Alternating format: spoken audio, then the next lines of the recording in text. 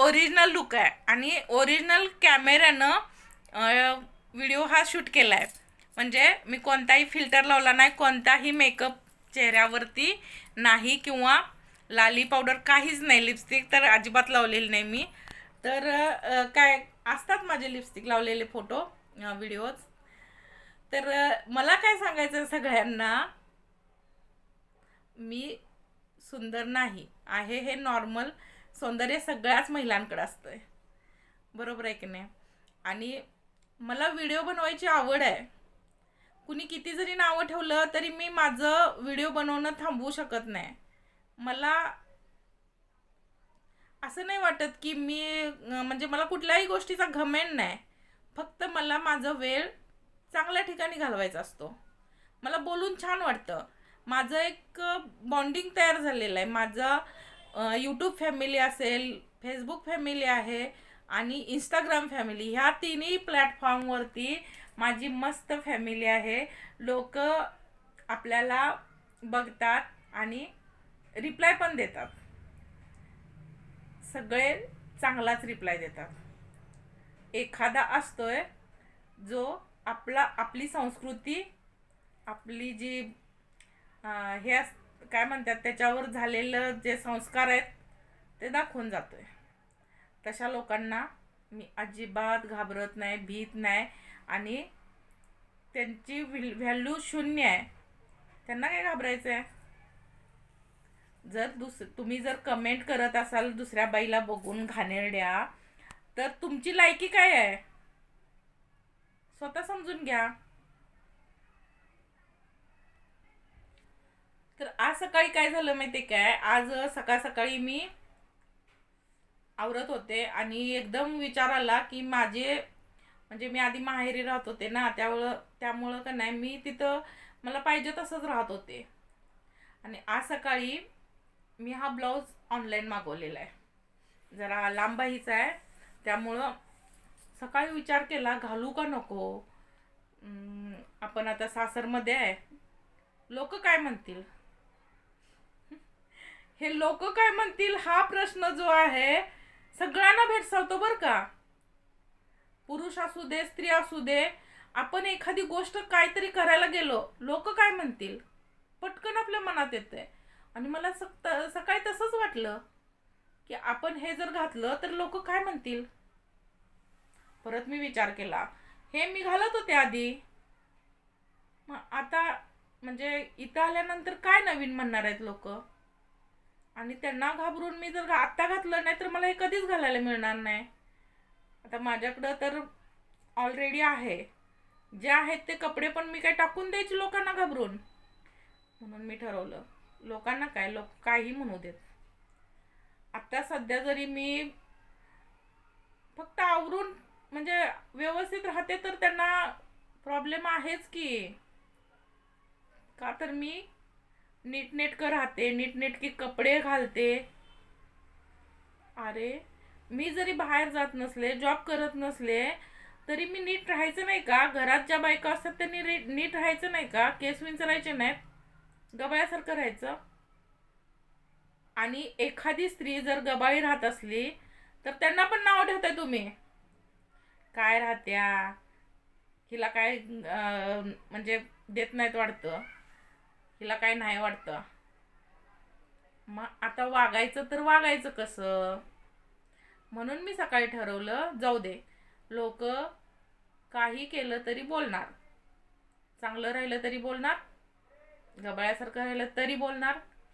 त्यामुळं आपण स्वतःला चांगलं दिसणं महत्त्वाचं आहे, स्वतःच्या नजरेत चांगलं दिसणं महत्त्वाचं आहे. आणि हेच बदल मी केलेत ह्या काही वर्षात आहे की नाही. मला आधी वाटायचं लोक नाव ठेवतील, नको हे करायला, लोक नाव ठेवतील, नको ते करायला. आता हे व्हिडिओ बनवते तर ह्याच्यावरती किती जणांचे ऑब्जेक्शन आहेत, किती लोक पाठीमागं काय काय म्हणतात.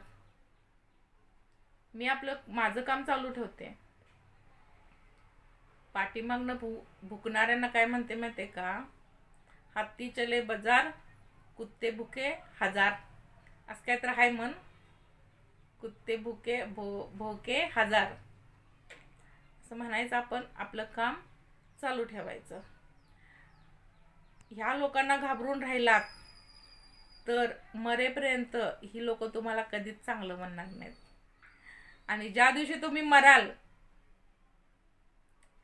स्मशानात तुम्हाला घेऊन जातील, तेव्हा म्हणणार चांगली होती. हे असंच आहे, ह्या लोकांचं हे असंच आहे. कुणी तुम्हाला चांगलं आता म्हणणार नाही. बघा पडतंय का? बरोबर आहे ना? बरोबर आहे. म्हणून तर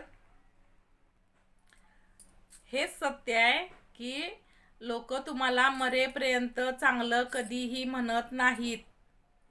एकदा तुम्ही वर गेला की लोक 4 दिवस नाव काढणार, चांगली होती गेली बिचारी, चांगली होती गेली बिचारी, घरातले रडणार थोडं आणि कौतुक करणार, झालं. परत 4 दिवसानं विसरून जाणार. कोण कुठली कोण होती काय माहीत नाही. हे सत्य आहे जीवनाचं. आपण आयुष्यभर ह्या लोकांचा विचार करतोय, लोक काय म्हणतील म्हणून हे करू नका, ते करू नका, ते करू नका, न काय करता आपल्या इच्छा मारून राहतोय. कारण लोक काय म्हणतील. मी तर आता ठरवून टाकले, लोक काही म्हणू देत, आपण आपल्या मनाचंच करायचं.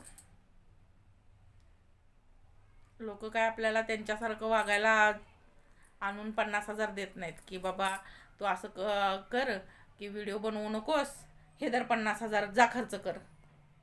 बघूया कोण म्हटलं तर. कोणी म्हणणार नाही. 50,000 काय 50 रुपये कोण देणार नाही. जे म्हणतात का नाही ते 50 रुपये देणार नाहीत. हां, उसने दिले तर दुसऱ्या दिवशी मागतील. हे जगाची रीतच आहे. त्यामुळं जगाचा विचार करणं मी सोडून दिलंय. तुम्ही आम्हाला काही म्हणा, एक आहे, आपण कुणाला फसवून जगत नाही. कुणाचा विचार करायला आपण त्यांच्या घरात जात नाही की बाबा मला आज जेवायला नाही दे म्हणून आपण कुणाच्या दारात जातोय का? नाही. का त्यांचा विचार करायचा? कशासाठी? बरोबर आहे ना? लोकांना म्हणू देत, मी माझं काम चालू ठेवणार. मी म्हणजे शिक्षण घेतलं फक्त नोकरीच केली पाहिजे. शिक्षण आहे म्हणून दुसरं शिकलेलं आहे म्हणून कुठलं म्हणजे कष्टाचं काम न करता ऑफिशियल काम केलं पाहिजे.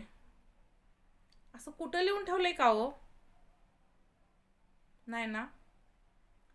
तर मला काय म्हणायचं आहे, आता माझ्यावरती जर वेळ आली उपाशी राहण्याची तर 4 लोक 4 दिवस जेवण देतील.